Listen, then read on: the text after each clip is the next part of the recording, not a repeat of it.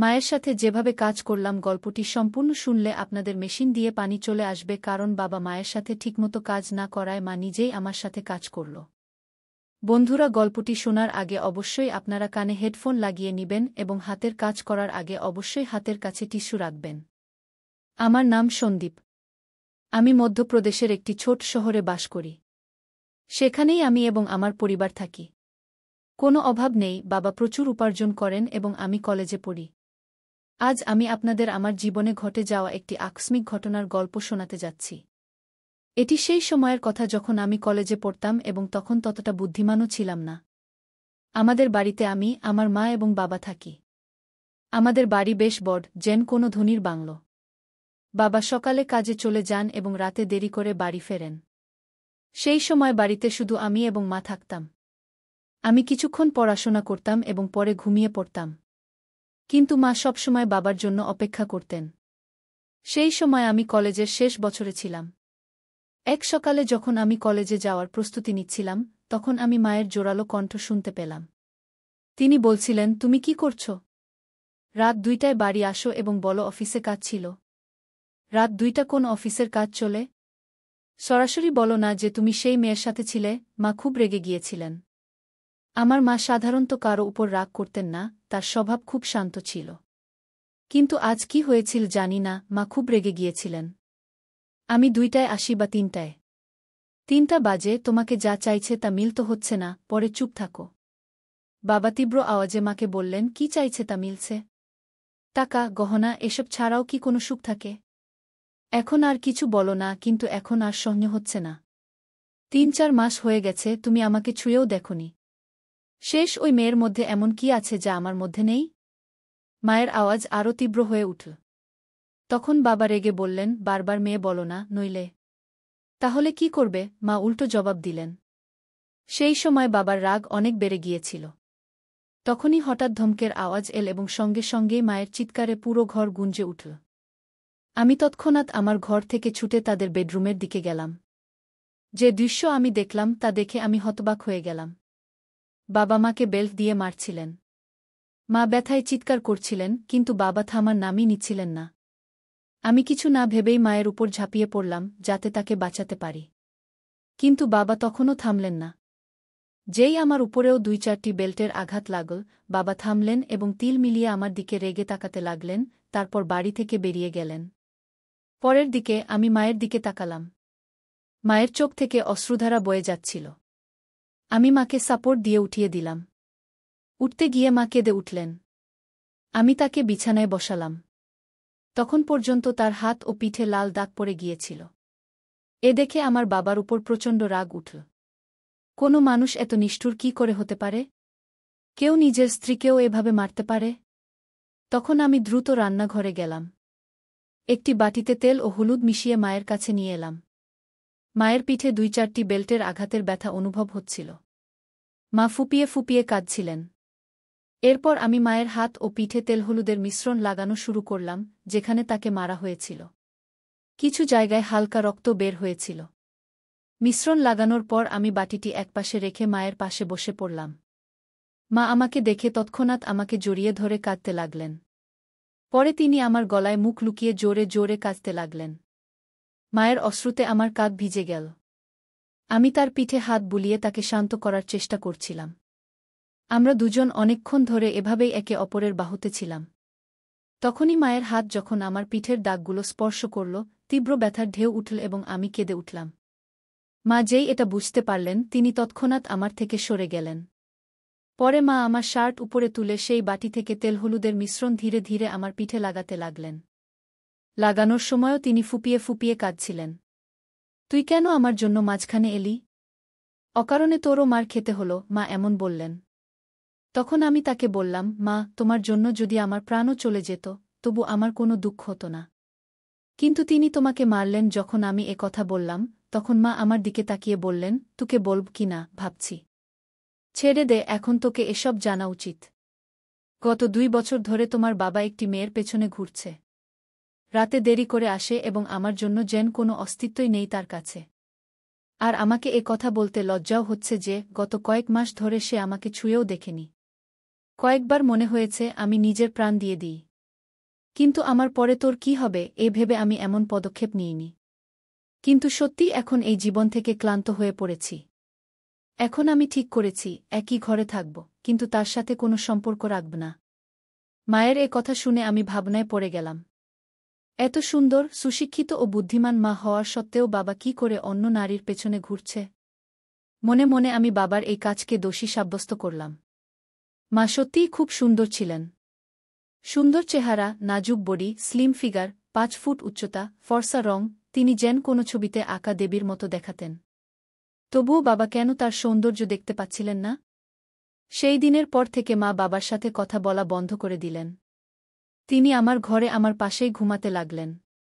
বাবা মাসে বাড়ির সব জিনিসপত্র ভরিয়ে দিতেন এবং টিভির পাশের ড্রয়ারে 5,000 টাকা রেখে যেতেন। এখন তো বাবা বাড়িতে খেতেও আসতেন না। তিনি সেই মেয়ের বাড়ি থেকেই খেয়ে আসতেন এবং কখনো কখনো বাড়িতেও আসতেন না। ধীরে ধীরে এভাবে আরও 3 বছর কেটে গেল। তখন আমি কলেজের পড়াশোনা শেষ করেছি এবং একটি আইটি কোম্পানিতে কাজ শুরু করেছিলাম। আর এখন আমি 24 বছর বয়সী হয়ে গিয়েছিলাম। নিয়মিত ব্যায়াম ও ভালো খাদ্যাভ্যাসের কারণে আমার স্বাস্থ্যও ভালো হয়ে গিয়েছিল। এখন তো বাবা মাসে 2-3 বারই বাড়ি আসতেন। আমার সঙ্গে খুব কম কথা বলতেন। যদিও মা এখন সেই আঘাত থেকে উঠে এসেছিলেন, কিন্তু তার চেহারায় সবসময় একটা বিষাদ ছেয়ে থাকত। আমি তাকে কখনো হাসতে দেখিনি। আমি আগে কখনো এমন দেখিনি, এটা দেখে আমার খুব খারাপ লাগত।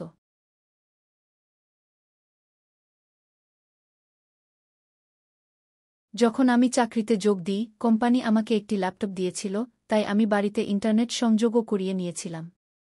ছোটবেলা থেকে মায়ের সঙ্গে থাকার কারণে আমার বেশি বন্ধু ছিল না, মাই ছিলেন আমার সবচেয়ে কাছের বন্ধু। সন্ধ্যায় যখন আমি কাজ থেকে বাড়ি ফিরতাম, ফ্রেশ হয়ে চা খেতাম এবং পরে বেডরুমে গিয়ে ল্যাপটপে ইন্টারনেট ব্যবহার করতাম। এটা আমার সময় কাটানোর মাধ্যম হয়ে উঠেছিল। সেই বয়সের কারণে আমি ইন্টারনেটে বিভিন্ন ধরনের সিনেমা দেখতাম, কিন্তু আমার সবচেয়ে বেশি পছন্দ হতে শুরু করেছিল মা এবং ছেলের মধ্যে সম্পর্ক নিয়ে সিনেমা। ধীরে ধীরে মায়ের দিকে তাকানোর আমার দৃষ্টিভঙ্গিতেও পরিবর্তন আসতে শুরু করেছিল। একদিন সোমবার ছিল, রাত প্রায় 9টা বাজে, হঠাৎ বাবা বাড়ি এলেন। আমাদের বাড়ি মায়ের নামে ছিল। বাবা মাকে বলতে লাগলেন যে বাড়ি তার নামে করে দিতে। তখন মা অস্বীকার করলে বাবা তাকে খুব বকাঝকা করতে লাগলেন। মা চুপচাপ শুনতে থাকলেন। এমন সময় বাবা মায়ের গালে এক চড় মারলেন। এ দেখে আমার রক্ত গরম হয়ে উঠল। বাবা দ্বিতীয় চড় মারতে যাচ্ছিলেন, তখনই আমি তার হাত ধরে ফেললাম এবং বললাম, বাবা, এখন যথেষ্ট হয়েছে। এই তামাশা অনেক হয়েছে। এখন আর সহ্য করা যায় না। আজ থেকে এই বাড়িতে পা রাখলে এর পরিণাম ভালো হবে না গি। এরপর মাও রেগে বাবাকে খুব বকলেন। বাবা মায়ের জোরে বকুনিতে হঠাৎ থেমে গেলেন এবং আমার শক্তিশালী শরীর দেখে সেখান থেকে চলে গেলেন। পরে আমি দরজা বন্ধ করে মায়ের কাছে গেলাম। মা আমাকে চোখে অশ্রু নিয়ে দেখলেন এবং দৌড়ে এসে আমাকে জড়িয়ে ধরে ফুপিয়ে ফুপি কাঁদতে লাগলেন। আমিও মায়ের কোমর শক্ত করে ধরে তাকে আমার বাহুতে জড়িয়ে নিলাম। মা হিক্কা নিচ্ছিলেন এবং বলছিলেন, ঠিক আছে বেটা, এই মানুষের এই অসীম। আজকের পর যদি সে বাড়িতে আর না আসে তাহলেই ভালো। মা বললেন, এখন এই বাড়িতে তার আসার সাহস হবে না। আর যদি আসেও, আমি তাকে ছাড়ব না গিয়ে আমি বিষয়টি নিয়ে রেগে মাকে বললাম। এরপর মা চিন্তিত হয়ে বললেন, সন্দীপ বেটা, এই মানুষের সাথে জড়িয়ে না। যদি তোমার কিছু হয়ে যায়, আমি কার উপর ভরসা করব? তখন আমি আবেগে বললাম, তুমি চিন্তা করো না মা। সেই সময় আমার কাছে চাকরি ছিল না, তাই আমরা বাধ্য ছিলাম। কিন্তু এখন আমার কাছে ভালো চাকরি আছে। তুমি চিন্তা করো না, আমি তোমাকে কিছু হতে দেব না গিয়ে আমি মাকে আশ্বস্ত করে বললাম। একদিন দুপুরে আমি কাজ থেকে বাড়ি ফিরলাম। যেমনই আমি আমার চাবি দিয়ে দরজা খুলে ভেতরে এলাম, তখনই আমি একটি অদ্ভুত শব্দ শুনলাম। আমি বেডরুমের দরজার কাছে গিয়ে দেখলাম দরজা ভেতর থেকে বন্ধ ছিল। আমি দরজার ছিদ্র দিয়ে ভেতরে তাকিয়ে দেখলাম যে মা ভেতরে কারো সাথে ছিলেন। যে দৃশ্য আমি দেখলাম তাতে আমি হতবাক হয়ে গেলাম। প্রায় 10 মিনিট ধরে আমি সেখানে তাকিয়ে রইলাম। হঠাৎ মা অজ্ঞান হয়ে মেঝেতে পড়ে গেলেন। বাড়ির বারান্দার দরজা খুলে আমি বাইরে গেলাম। এরপর আমি জোরে বললাম, মা, আমি চলে এসেছি। তুমি কোথায়? বলেই আমি হাতে ধরা ব্যাগ সোফায় রেখে জুতোর ফিতা খুলতে লাগলাম। কিছুক্ষণ পর মা বেডরুমের দরজা খুলে বেরিয়ে এলেন। আমাকে দেখে তার মুখে ঘাবড়ে যাওয়া এবং আশ্চর্যের ভাব ছিল। আমি দ্রুত জুতো খুলে বেডরুমে ঢুকে গেলাম। টেবিলে আমি কলার একটি প্লেট দেখলাম। আমি একটি কলা নিয়ে খেতে লাগলাম। মা আমার পিছে পিছে এলেন। আমি ঠিক তখন কলা খেতে যাচ্ছিলাম, মা কিছু বলতে যাচ্ছিলেন, কিন্তু আমি আগেই কলা মুখে পুরে ফেললাম। মা অবাক হয়ে আমার দিকে তাকানোর সুযোগ পেলেন, আর আমি শান্তিতে কলা খাচ্ছিলাম। কলাটা একটু কাঁচা ছিল, তাই পুরোপুরি মিষ্টি নয়। মা, কলা খুব ভালো আছে। আর কলা কি? আমি কলা খেতে খেতে মাকে জিজ্ঞাসা করলাম। মা কিছু উত্তর দিলেন, কিন্তু তার মুখেই রইল। কিন্তু বন্ধুরা, আমি আপনাদের বলছি, সেই কলাগুলোর স্বাদ এত ভালো ছিল যে কিছু বলার নেই। কলা খাওয়ার পর আমি বাথরুমে গিয়ে ফ্রেশ হয়ে এলাম এবং তারপর ঘরে গিয়ে ল্যাপটপ খুললাম। তারপর আমি একটি রোমান্টিক মুভি দেখতে লাগলাম। রাতের খাবারের পর আমি বেডরুমে ঘুমাতে গেলাম। কিছুক্ষণের মধ্যে মা সব কাজ সেরে ঘুমাতে এলেন। মা হালকা গোলাপি রঙের নাইট গাউন পরেছিলেন। তখন আমি ল্যাপটপ থেকে চোখ সরিয়ে মায়ের দিকে তাকালাম। মা নিচু হয়ে তাকিয়া ঠিক করছিলেন। তাকিয়া ঠিক করার পর মা বিছানায় শুয়ে পড়লেন। তখন আমিও আমার ল্যাপটপ বন্ধ করে দিলাম। তারপর লাইট বন্ধ করে ঘুমানোর চেষ্টা করলাম। কিন্তু আমার ঘুম আসছিল না। আমার মাথায় সারাদিনের সেই ঘটনা বারবার ঘুরছিল। অনেকক্ষণ ধরে আমি জেগে রইলাম, আর মা শান্তিতে ঘুমাচ্ছিলেন। কিছুক্ষণ পর মা পাশ ফিরলেন এবং আমার দিকে পিঠ করে শুয়ে পড়লেন। এরপর তিনি ছাদের দিকে মুখ করে শুতে শুরু করলেন। আমি কিছুক্ষণের জন্য ভয় পেয়ে গেলাম, কিন্তু যখন মা জাগলেন না, তখন আমি কিছুটা স্বস্তি পেলাম। আমার সাহস বেড়ে গেল এবং আমি ধীরে ধীরে মায়ের দিকে তাকাতে লাগলাম। মা কিছুক্ষণের জন্য আমার দিকে তাকালেন এবং তারপর চোখ বন্ধ করে নিলেন। আমি বুঝে গেলাম যে তিনি এখনও জেগে আছেন। আমি আরেকটু এগিয়ে গেলাম এবং নিজেকে সন্তুষ্ট মনে করলাম। মাও খুশি ছিলেন। তিনি কিছু বলেননি, কিন্তু আমি অনুভব করছিলাম যে তিনিও সন্তুষ্ট হয়েছেন। মা, কি হয়েছে? তুমি চুপ কেন? তোমার ভালো লাগেনি? আমি যখন এমন জিজ্ঞাসা করলাম, তখন তিনি বললেন, না রে বেটা, আমার তো খুব ভালো লেগেছে। তুই মাকে খুব খুশি করেছিস কি? তারপর আমি মায়ের পিঠে স্নেহে হাত বুলাতে বুলাতে বললাম, মা, এখন থেকে তোমাকে কলা খেতে হবে না। আমি ধীরে ধীরে এমন কথা বললে মা বলে উঠলেন, বেটা, তোমার এটা কি করে জানা হলো? মা অবাক হয়ে আমার দিকে তাকিয়ে জিজ্ঞাসা করলেন। তখন আমি তাকে বললাম, আজ দুপুরে যখন আমি বাড়ি ফিরলাম, তখন ঘর থেকে তোমার কণ্ঠ শুনতে পেলাম। যখন আমি দরজার ছিদ্র দিয়ে দেখলাম, তখন সব বুঝে গেলাম। তখনই আমি ঠিক করলাম, এখন থেকে মাকে কোনো কিছুর অভাব হতে দেব না। সন্দীপ, আমার রাজা, তুমি তোমার মাকে কত ভালোবাসো, মা আবেগপ্রবণ হয়ে বললেন। হ্যাঁ মা, এখন থেকে তোমাকে আমি কোনো কিছুর অভাব হতে দেব না, আমি বললাম। এখন বাবাও আমাদের আর প্রতিদ্বন্দ্বিতা করবে না, এবং তিনি আর এই বাড়িতে পা রাখবেন না। তাই তুমি এখন চিন্তা করো না, আমরা এখন সুখে থাকব, আমি মাকে আশ্বস্ত করলাম। সেদিন আমরা দুজনেই সুখ ও শান্তির আনন্দ উপভোগ করলাম এবং তারপর আরামে ঘুমিয়ে গেলাম। পরের সকালে মা সব কাজ সেরে আমাকে জাগাতে এলেন। আমি দ্রুত প্রস্তুত হয়ে চা খেলাম এবং আমরা দুজনেই গল্প করতে লাগলাম। তখনই আমরা দেখলাম, বাবা হঠাৎ এসে আমাদের সামনে দাঁড়িয়ে গেছেন। মা বাবাকে জিজ্ঞাসা করলেন, এখন তোমার কি চাই?